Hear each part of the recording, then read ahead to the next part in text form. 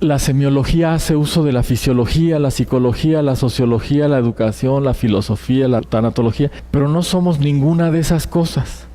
No somos tanatólogos, no somos psicólogos, no somos filósofos, somos semiólogos, porque integramos todos esos conocimientos en beneficio de la vida cotidiana de las personas. Nuestra intención es propiciar condiciones para que las personas eleven su nivel de conciencia y con ello su calidad de vida. Porque estamos convencidos de que todos los problemas de la humanidad radican en la ignorancia que tenemos de nosotros mismos. Como nos ignoramos, tenemos problemas internos que después los proyectamos en el mundo. Si las personas se conocieran más, dejarían de hacerse daño a sí mismos y a los demás. Esa es nuestra tesis. El origen de todos nuestros males radica en la ignorancia de nosotros mismos. Todo lo que puedas estar sufriendo hoy se encuentra en la ignorancia que tienes de ti. Si tú te empiezas a conocer, tú vas a dejar de sufrir. Nuestros objetivos en este curso es que tú conozcas cómo estás estructurado, cuáles son las principales variables de tu vida y cómo puedes mantener tu paz interior y tu realización personal. No importa lo que esté pasando alrededor. Tal vez cuando terminemos este curso tú no lo hayas logrado al 100%, pero tendrás las claves de cómo lograr paz interior y realización personal. Y entonces ya va a ser tarea tuya el irlo implementando. Estamos intentando por primera vez poner a la persona al centro del modelo educativo. Al centro de ti vamos a poner tu conciencia. Al centro de tu conciencia vamos a poner tu autoconcepto. Porque tú no ves la vida como es la vida. Tú ves la vida como eres tú. De tu autoconcepto depende tu percepción de las cosas y tu conducta.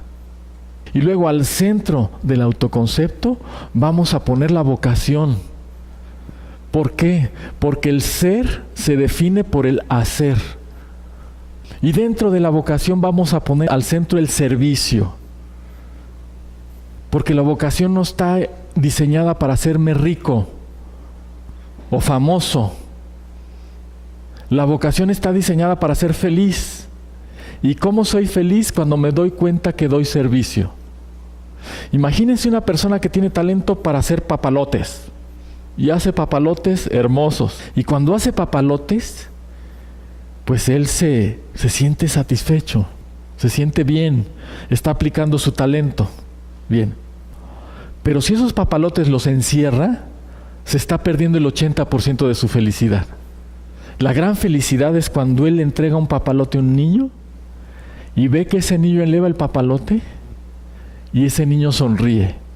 Cuando doy servicio está mi felicidad. En donde aplico mis talentos para ser feliz a través del servicio. Ese es el objetivo de la semiología de la vida cotidiana, y esto implica darle a las personas nuevas perspectivas en su vida. Para ello, tenemos este instrumento universal. Este instrumento se llama proyecto de vida. Es el esquema maestro. Cuando tú lo trabajas, te genera armonía y plenitud. Te va a permitir vivir en presente para construir tu vida. Fíjate qué curioso, cuando tú proyectas tu vida estás haciendo planeación hacia el futuro. Pero entonces cuando tú haces una planeación hacia el futuro clara de lo que quieres, lo que necesitas lograr, tu mente ya puede descansar de eso. Y entonces tú ya te dedicas en presente a ir construyendo eso. Pero mientras no tengas claro tu proyecto de vida, tu mente va a estar viajando en qué pasará después, qué haremos, qué decido de esto, qué decido lo otro, y no tienes un plan rector que te permita decidir con claridad qué vas a hacer. Es como si fueras manejando en una carretera sin luces. Y entonces vas, ¿qué va a pasar después de esta curva? ¿Qué va a pasar después de este bache? ¿Qué viene? Pero si tú traes buenas luces, es como si tú trajeras tu proyecto de vida claro. ¿Sabes para dónde vas? Y cuando surge un accidente lo estás viendo, pero tienes claro para dónde vas. Si no tienes claro para dónde vas, si no tienes tu proyecto de vida, pues entonces la vida es andar dando bandazos y eso genera angustia y la mente no sabe qué, y entonces se va a tratar de prever o a tratar de recordar lo bueno que fue el pasado. Entonces hay personas que se la viven o bien añorando lo que ya pasó o bien deseando cosas que todavía no llegan y nunca disfrutan el presente. La realidad es lo que es, pero la vida es lo que significa. Esa es una gran conclusión de todos estos autores metodológicos. Tú no vives la realidad, vives los significados que le das a la realidad. Y eso es lo que te hace sufrir, o lo que te hace triunfar, lo que te hace tener éxito, lo que te hace ser feliz. ¿Cómo significas las cosas? Si tú le das un significado a las cosas es por cómo fuiste educado. Si algunos de los significados que le das a la vida te están haciendo sufrir, lo que necesitas es otros procesos de significación. Cambiar tu educación para que logres un nuevo autoconcepto. Necesitamos reeducarnos, esa es la verdad. La persona está captando ciertos signos, otra persona capta otros signos. Y luego yo los proceso de una manera, y la otra persona los procesa de otra. Y entonces yo tengo una salida diferente, yo expreso mi experiencia de una manera y la otra persona de otra. Ahora, si esto es posible de una persona a otra, también es posible que yo cambie mi percepción, mi procesamiento y mi salida. Vamos a ver un código de condicionamientos que es la tolerancia y la intolerancia. La intolerancia no es natural. No tiene que ver con tu temperamento, no tiene que ver con tu biología, con tu naturaleza humana. Los condicionamientos de la intolerancia son sociales. La intolerancia es social, es cultural. No es que naciste así. Es en la familia, en la escuela, en la sociedad donde te enseñan a ser intolerante. Entonces tú pregúntate, ¿a qué no eres tolerante? La tolerancia se basa en percibir la diferencia como abundancia. Y les pongo un símil. Imagínense que tuviéramos aquí nosotros una mesa de camarones a la diabla. Toda la mesa. ¿Les gustaría una mesa así llena de camarones a la diabla? Si nosotros tuviéramos camarones de varios tipos, guisados de varias maneras, tuviéramos langosta, tuviéramos frutos, tuviéramos ensaladas, tuviéramos res, tuviéramos pollo, tuviéramos pescado, ¿qué mesa prefieren ustedes? Variado. Y entonces, ¿por qué en la vida queremos que todos sean igual que nosotros? ¿Cómo está ese condicionamiento? ¿Qué tal que nosotros pudiéramos ver la vida así, como esta mesa con comida? Y que cuando viéramos una persona diferente dijéramos, oye, qué interesante, déjame platicar con esta persona, a ver qué me aporta nuevo. Y entonces yo concibo la diferencia como abundancia, porque la vida solamente es rica de una manera, La vida solamente es rica en experiencias. Lo demás puede ser muy empobrecedor y muy monótono, aunque haya muchísimo dinero. Imagínate una persona que tiene mucho dinero y lo dedica todo a comprar bienes inmuebles y vender y comprar más y vender y comprar más. ¿Qué pasaría con esa misma persona si tiene igual de dinero pero invierte, compra más, pero además viaja, pero además toma capacitaciones, pero además tiene un auto que le gusta, pero además, etcétera, etcétera, etcétera? Entonces esa persona lo que está haciendo es enriquecerse porque tiene diversidad de experiencias. Para tener esa abundancia, esa riqueza, se requiere ser tolerante.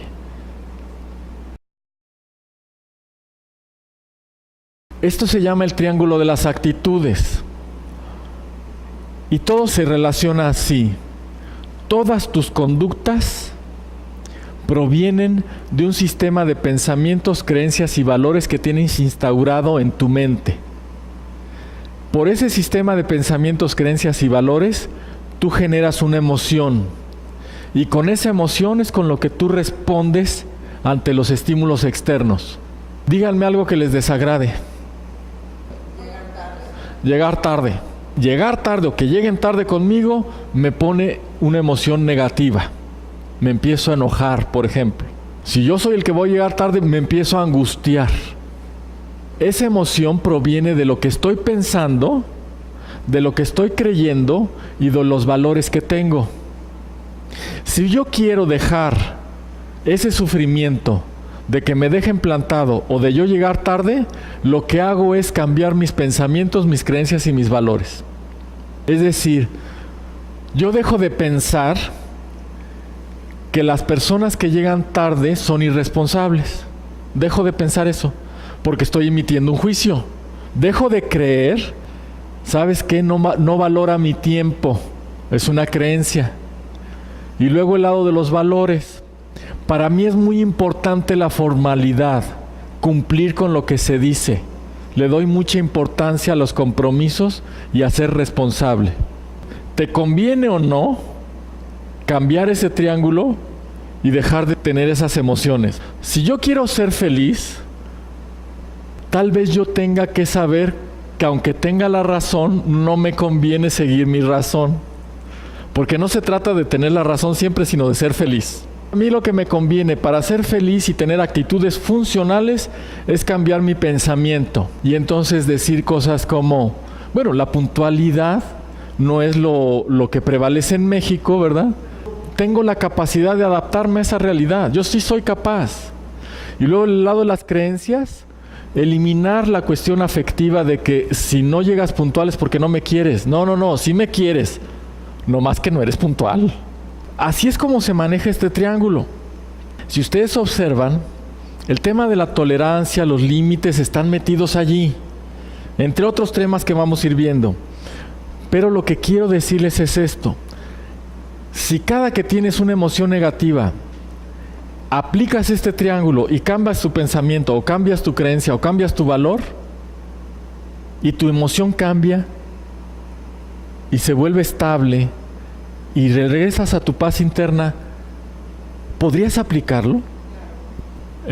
Mi mente es mía, y yo no le voy a permitir estar pensando esto, porque entonces siento otra cosa que no quiero sentir, y voy a actuar de maneras que no me conviene actuar. No. Entonces haces ese esfuerzo. Cuando tú repites ese esfuerzo constantemente, se convierte en un hábito. Y entonces tú empiezas a conducir tu mente. Y te vuelves el amo de tu reino. Y no un esclavo de una mente loca que anda viajando siempre. Esa es la tarea. Y esa tarea se hace día tras día, circunstancia tras circunstancia. Mi conciencia es una esfera que está erizada por puntos de fricción.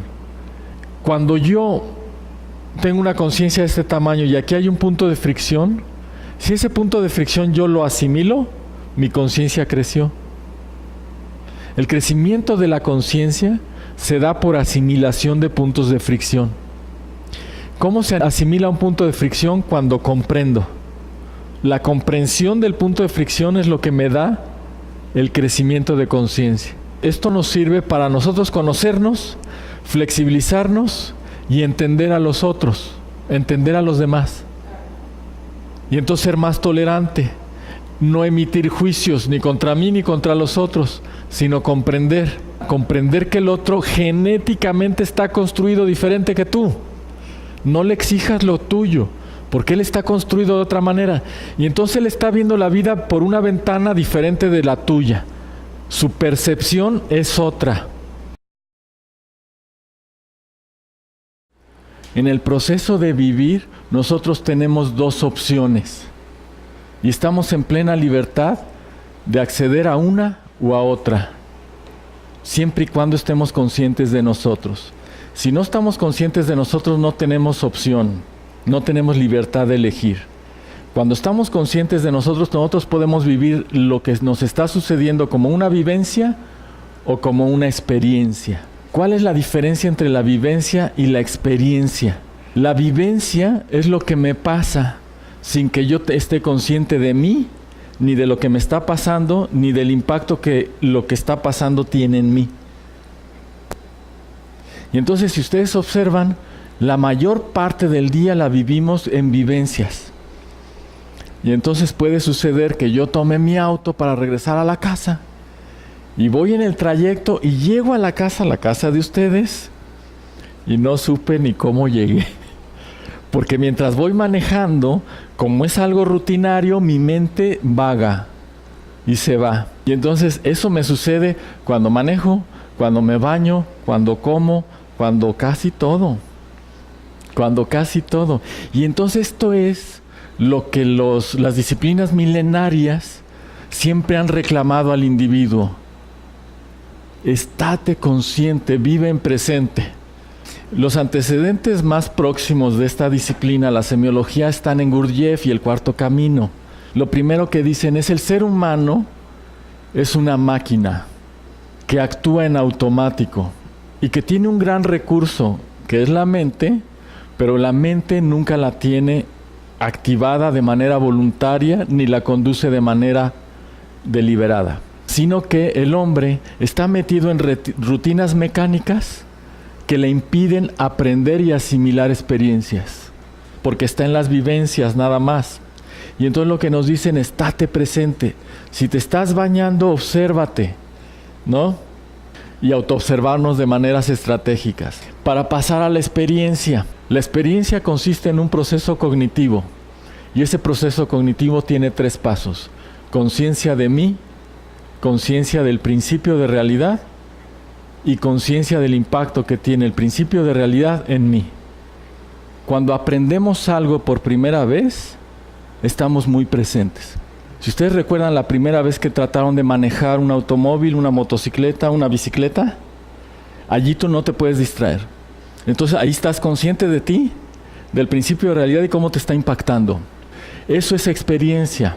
La diferencia entre una vivencia y una experiencia es que tú, la vivencia, estás viva efectivamente y te están sucediendo cosas, pero no estás consciente de ti, no estás consciente de lo que está pasando y cómo te está impactando.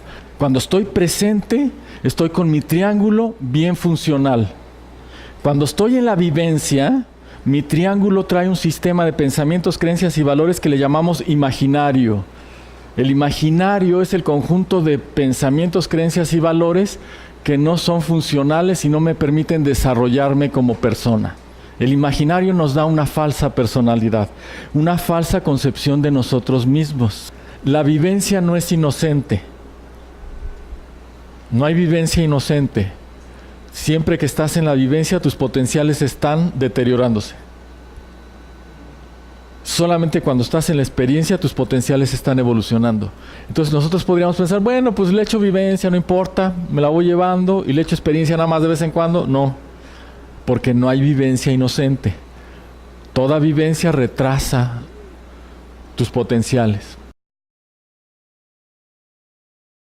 Si ustedes observan, aquí ya vemos los componentes del yo. Ese yo, ¿de qué partes está compuesto? Está constituido por 5 potenciales: instintivo, motriz, sexual, que es el más divertido, emocional y racional. Le llamamos potenciales porque desde nuestra concepción están en potencia queriendo realizarse. Cada potencial es como una semilla. Cuando tú tienes en tu mano una semilla, tienes un árbol en potencia o una planta en potencia. Esa semilla lo que quiere es realizarse. Esos potenciales tienen una motivación interna, que es lo que nosotros le llamamos amor. Nosotros definimos el amor como el anhelo de plenitud de ser. Entonces, los potenciales se mueven por anhelo de plenitud de ser. Quieren ser plenos y tienen ese impulso. Toda persona es un genio. Toda persona es impresionantemente brillante en algo. El tema es que no lo descubrimos y los sistemas educativos no están diseñados para explotar los potenciales individualmente. ¿Cómo se forma la vocación? La vocación se da por lo que eres, dado el perfil de tus potenciales. Si tú te conoces en tus potenciales, vas a saber en qué horizonte de vocaciones te puedes mover. Una vez que yo veo mis potenciales, ya sé qué soy. Después lo que hay que ver es qué sé. Es decir, qué he aprendido en mis procesos educativos, qué sé, cuál es mi conocimiento. Y el tercer paso es qué tengo, cuál es mi contexto. ¿Cuál es mi realidad? Porque a lo mejor yo soy muy bueno para los negocios, pero no tengo capital. Entonces no tengo los medios para hacer un negocio. Pero a lo mejor puedo ser un muy buen socio industrial, porque soy bueno para los negocios, ¿sí? Ahora, de lo que soy, lo que sé y lo que tengo, surge lo que puedo. Ahí yo ya detecto lo que puedo. Y de todo lo que puedo, elijo lo que quiero. Pero cuando elijo, lo que tengo que hacer es tener la actitud correcta. ¿Para qué? Para asumir. Yo soy bueno para esto, pues entonces quiero esto y lo asumo. El asumir implica una actitud emocional de compromiso. Entonces fíjense qué chulada. La vocación no se inventa, porque eso ya es genético. La vocación se descubre. En un proceso de autoobservación yo descubro cuál es mi vocación. Y desde luego mi vocación no es una, es un horizonte. Nosotros definimos que el principio de realidad está configurado por el ello. Todo lo que no es del yo es el ello. Las personas, cuando tienen un conflicto con su principio de realidad, es un conflicto interno por el proceso de significación que le dan. ¿Y en qué consiste ese conflicto interno? Es un conflicto entre lo que quiero y lo que debo, entre lo que puedo y lo que debo o lo que quiero. O es un conflicto entre dos cosas que quiero pero que son irreconciliables. Normalmente el conflicto más usual es lo que yo quisiera que fuera el principio de realidad, pero el principio de realidad no es. Y entonces el conflicto clásico de la pareja. Ella quiere que sea él de una manera y él quiere que ella sea de otra manera. Creen que el conflicto es con la pareja, pero no, el conflicto es entre lo que es y lo que yo quiero. Y eso es un conflicto interno entre mis ilusiones y lo que realmente es. ¿Y cómo me hace sentir eso? Por eso definimos el conflicto interno siempre como una contradicción interna, en donde está involucrado el imaginario. Forzosamente el imaginario está allí. Ya desde que yo quiero cambiar a una persona, ahí ya está el imaginario. Obviamente que el punto de fricción se nos vuelve una contradicción interna irresoluble. ¿Cuándo se resuelve un punto de fricción en el principio de realidad? Es un tema de una actitud de rendirse. Sí, ríndete a la realidad. ¿Quieres cambiar algo que no vas a cambiar? Cuando no aceptamos el principio de realidad, nuestra mente se bloquea y entonces no surge la creatividad. Esto los neurocientíficos ya lo vieron. Cuando tú quieres violentar el principio de realidad y no lo aceptas, prendes la amígdala, prendes el cerebro reptil. Cuando prendes el cerebro reptil, tu cerebro humano, que es el de la creatividad, se cancela. Entonces, ¿qué se necesita? Aceptar el principio de realidad lo que hace es apagar el reptil y prendes los lóbulos prefrontales del cerebro humano. En este caso, las nociones de escala implican que los puntos de fricción también están relacionados con los apegos. El apego está vinculado al proceso de sufrimiento. Si yo me subordino psicológicamente a algo, es porque estoy apegado a ese algo. Porque entonces tú no tienes la libertad de deshacerte de ello, de vivir sin ello. Hay una serie de temas que pueden generar apegos. Hay apegos a las ideas. El apego a las ideas lo que genera es dogmatismo y fanatismo. Porque entonces si yo estoy apegado a mi idea, ya soy dogmático con ella y ya todo lo demás es inválido. Entonces niego las posibilidades de los demás. Yo puedo tener convicción sobre lo que yo creo, lo cual está muy bien. Y sin embargo admitir que puede haber otras creencias y que puedo estar equivocado. Admitir la posibilidad de yo estar equivocado es muy sano, porque entonces me relajo mucho, ¿sabes? Tengo mis convicciones, pero admito que puedo estar equivocado y no tengo miedo de que me demuestren cosas diferentes. No tengo miedo. La raíz de todo es el miedo.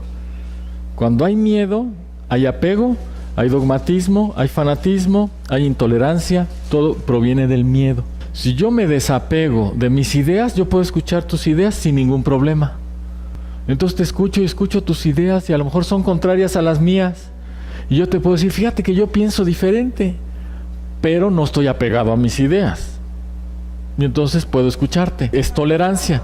La tolerancia implica desapego. Siempre, cuando nos apegamos a algo es por un sistema de pensamientos, creencias y valores que es disfuncional. Y el mensaje que me manda ese sistema de pensamientos es: si no tienes esto, no puedes sobrevivir. O no tienes afecto, o no tienes cariño. Llegamos a una síntesis de cómo es la vida cuando yo vivo sabiendo que va a haber puntos de fricción, sabiendo que tengo un imaginario y sin embargo transitando consciente de que los puntos de fricción son indispensables en mi vida y que mi imaginario yo lo acepto. Yo sé que tengo un imaginario y lo acepto. Y la idea es que yo lo conduzco a él, no dejo que él me conduzca a mí. Imagínate una persona que se proponga ya nunca experimentar ninguna emoción negativa, nunca. Desde ahorita te vas a empezar a frustrar, ¿verdad? Porque la emoción negativa va a surgir. Y el tema no es que surja o no, sino que la podemos manejar. Y que haya temas en los cuales ya no surge, dado que reiteradamente estoy trabajando en ello. Una persona que hace eso logra la paz interna. La paz interna no es un estado mágico en el cual ya nunca tienes emociones negativas. La paz interna es esa capacidad de regresar al equilibrio de manera deliberada, ¿verdad? Porque hay personas que creen que los problemas se resuelven con el tiempo o con el olvido. Eso no sucede. O sea, prolongas los duelos o vas cargando duelos mal cerrados y vas arrastrando, y claro, nos vamos volviendo cada vez más neuróticos, vamos cargando demasiadas cosas. Soltar eso implica, en cuanto sucede, procesar para soltar en el momento. Es mucho más sano, mucho más práctico. Es así como nosotros entonces llegamos a esta visión. Una visión en la cual yo me reconcilio conmigo y con mi vida. Y entonces contemplo mi vida como una vida en la cual hay un esplendor. Esa es la paz interna.